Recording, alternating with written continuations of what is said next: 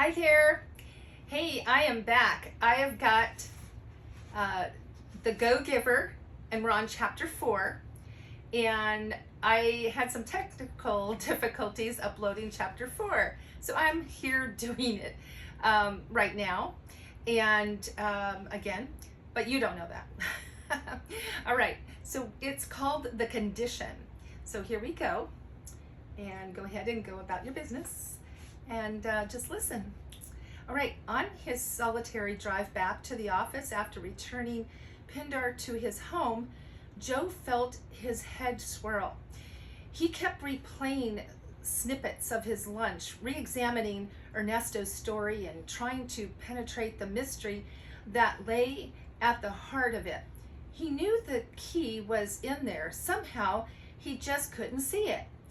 So far, these 5 laws of stratospheric success sounded like something Joe might more likely have picked up from Mr. Rogers than from Warren Buffett. You give, give, give. Why? Because you love to. It's not a strategy, it's a way of life. As he pondered these thoughts, Joe felt a persistent tug in the back of his mind.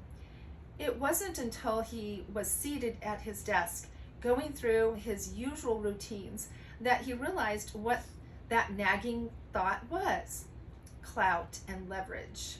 His third quarter quota. He needed to come up with a way to land the BK account before Friday. Were his meetings with Pindar getting him any closer to the goal? He thought back to his first meeting with Pindar on Saturday and groaned. The condition. Joe looked around at his coworkers as if worried that someone might have noticed his groan or even heard his thoughts. The condition. He was supposed to apply the law of value right away before the day was out. But how? His cordless phone rang and he snapped it off the desk. Joe here. Joe, hey, it's Jim Galloway. Joe's heart sank when he heard the apologetic tone in Jim's voice.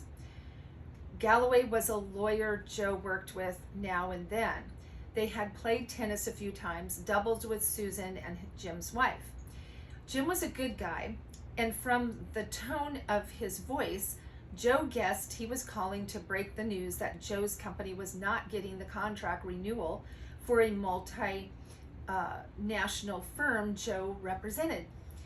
I'm sorry, buddy, I tried. They say they need someone with stronger overseas connections. I just hung up with them. Wasn't much I could do.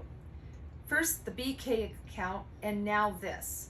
Joe was careful not to let his disappointment seep into his voice. No problem, Jim. Next time. He started to hang up, then brought the phone back to his ear and said, Hey, Jim. He waited a moment, then heard the voice on the other end. Joe? Yeah, Jim, hang on a second. He reached down and opened his bottom drawer where he kept a strategic business card file on the competition. These cards represented the people it was his daily mission to beat to the punch. After a short search, he found the one he was looking for. He stared at the card and thought, give more in value, huh? Well, here goes nothing. Jim, here, try this guy, Ed Barnes, Barnes. I heard he's pretty strong overseas. Yes, he's a competitor. I just thought he might be in a better position to help. Joe didn't know if he felt more like laughing or crying at the words coming out of his mouth. No, you don't owe me, Jim. I just hope it works out. Sorry we couldn't help this time. He clicked off the phone, set it on the desk, and stared at it, lost in disbelief at what he'd just done. This guy just blows me off, and I give him a referral, he muttered, and throw some good business at a competitor? He glanced up and saw Gus at the office door gazing at him. Gus smiled and nodded. Joe nodded back and got busy with paperwork. All right, that was pretty cool. So we are going to be on chapter 5 next time, and that will be the law of compensation. So I hope you all have a great day. This was a short one, but hey, have a good one. Bye.